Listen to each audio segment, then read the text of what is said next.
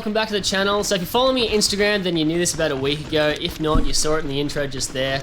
The last weekend, I took the express train out to Snap City.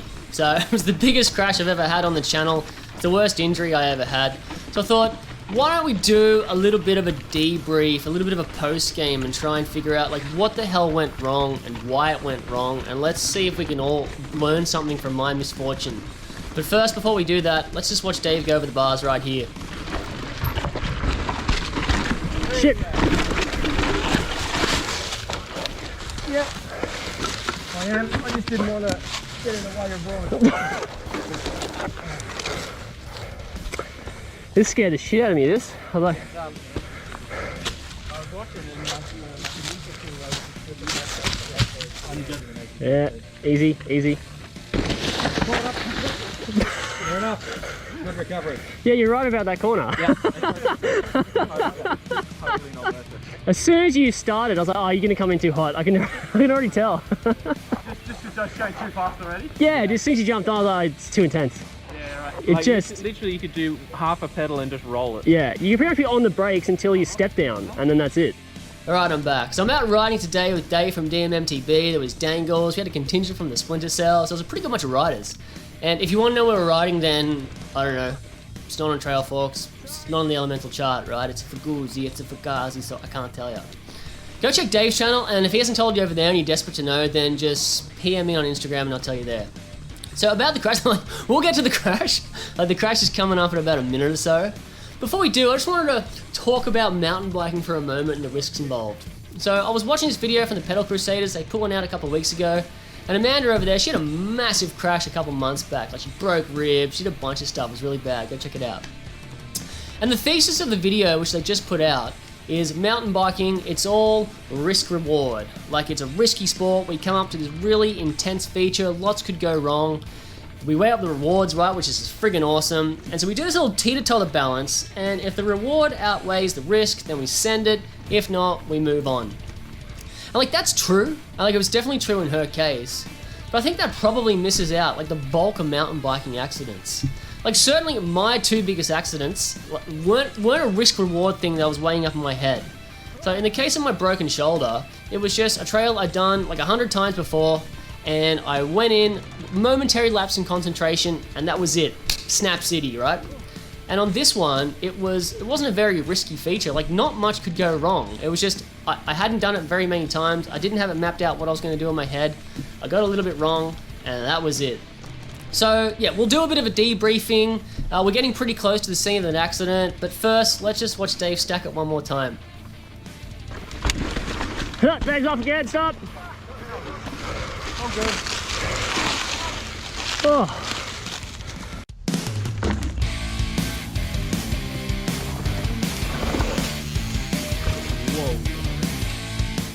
Okay, so this is the trail where it all happened, and it didn't actually happen on this run. On this run, I'm practicing the step up, which is before the step downs, where it did happen. And this was the feature I was most concerned about, because it may not look like much there, but it's a bit over 4 meters, that gap. And it's a pretty steep takeoff, so you need a lot of speed. So I was doing what you should be doing here, right? Which is like going in slow, building up, getting more confident, then finally hitting it at speed. And it's pretty handy on this one, because you can peel off to the left-hand side there, so you don't have to do the full extent of the jump. And on this final one, I get it pretty good. Like, I probably could have done it a bit better, but we wanted to move on to the step down, so this is the last one, and I think, yeah, I probably could have got my back wheel completely over there and done. And so right now, I am totally blind going into these step downs, and that's actually because, so I forgot something in my car, and so I went off to the car, and all the guys came down here checking out these jumps, and so they spent about 10 extra minutes down there. And that was the first thing that went wrong on the day, because so I was blind, they had a better idea, and I was just trying to keep up by this point. And I think it happens on this next one. No, not this one, the next one. I almost get it wrong right here.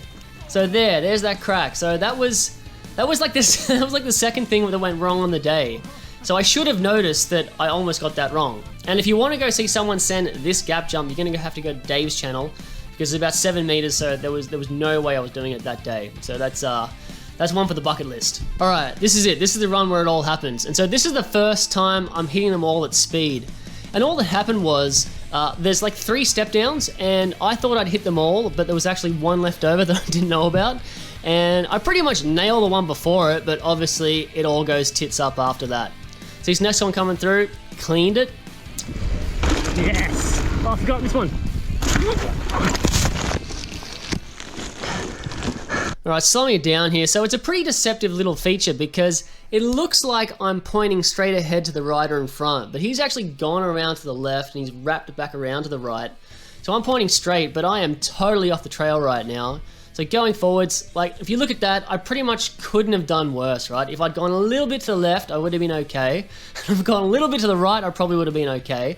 But I pointed straight between those two rocks and I just get it all wrong. So going forward, it's just a super heavy landing and then just splat. And so like going super slow-mo. So in terms of injury, like I've got massive bruising all up my leg. It was the worst cork I've ever had. And I don't know if it's a combination of bike. I think I land right on this log on the right-hand side there. So it was like thigh first into that. Ridiculously painful. And how I managed to just pancake the ground and not slide like headfirst into that tree or the other little twig tree on the side there, but somehow just managed to pull up. Miracle that I didn't break my wrist or it didn't break my shoulder or it didn't like concuss myself. So I think like all in all, I got out of it pretty lucky. All right, so one more time at full pace. Oh, I forgot this one. So I don't know how many of you guys out there have been seriously injured, but sometimes like you don't know how bad it is. And so when I broke my shoulder, I got up and I realized that the shoulder was over there and I was like, oh, okay, okay, that's not good. And so right here, I'm like trying to stand up. I realize I can't because my leg is just on fire. And it was like I'd been punched in the stomach as well. So I just wanted to throw up. So I was pretty much just stuck in the fetal position right there until the guys could come along and get the bike off me because it's actually laying on my back and I just couldn't get it off. But like shockingly, I'm doing pretty well right now. It's a bit over a week after and like the pain was 100% on the day. Like I thought I was gone, but it was just an intense bruising and corking and it's coming along pretty well. Alright, so if I just back it up for a moment and freeze frame it here and think to myself like, what are the lessons I can take out of this to prevent myself doing something similar in the future? And the only thing I can think of is that whenever you have a high speed feature, where there's like step downs or step ups or gaps or drops, just get off your bike, take a look and think what could go wrong. Because if I had done that for this, I just would have said, oh yeah, there's a little gap between those two rocks, don't get your tires there. Like that's it. It's like a step down, but you can easily case it, you can easily overshoot it, it's nice and wide and open, there's not too many things that can go wrong. But the problem is, these sorts of features, they're everywhere, they're all over the trails, and so like, I could have got there on the day and said, alright guys, before we go riding, I think we should do a full walkthrough and note every single little feature and anything could go wrong. Like it might take an extra 5 hours, but I think it's prudent and we can get back to the trailhead and I'll put together a little safe work method statement and we can all sign on and date and we can have a good time, be safe about things. What do you think? Oh, I'll go over here. Oh, further. Dave, is this far enough? Up, further? Further? Oh.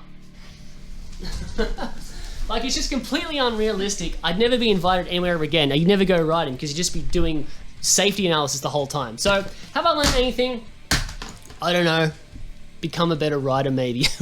Like maybe that's the early answer because it's just really hard on these sorts of features to bother doing those sorts of things. So that's it. So in terms of the injury, like I said, remarkably, I'm doing pretty well. When I first did it, the pain was so intense, like it was a 10 out of 10. I just thought I'm going to be out for a couple months, but I think it's going to be about 2 weeks. So next weekend, I think I should be good to go again. So that's it for the crash investigation. So I'll get out of here and I'll let the injured me from the day finish this one off. All right, so my day is officially done. Oh, that was a real high-speed crash.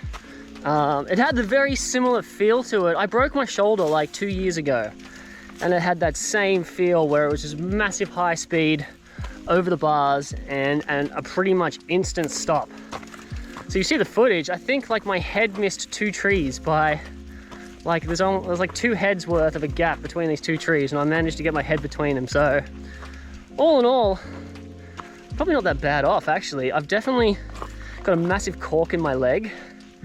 Like I think the handlebars turned 90 degrees and is jammed into my groin. So it's a little bit sensitive right now. So that's it for now. Thanks for watching. Please like and subscribe if you enjoyed. That really helps out the channel. Stay tuned and I'll see you in the next one.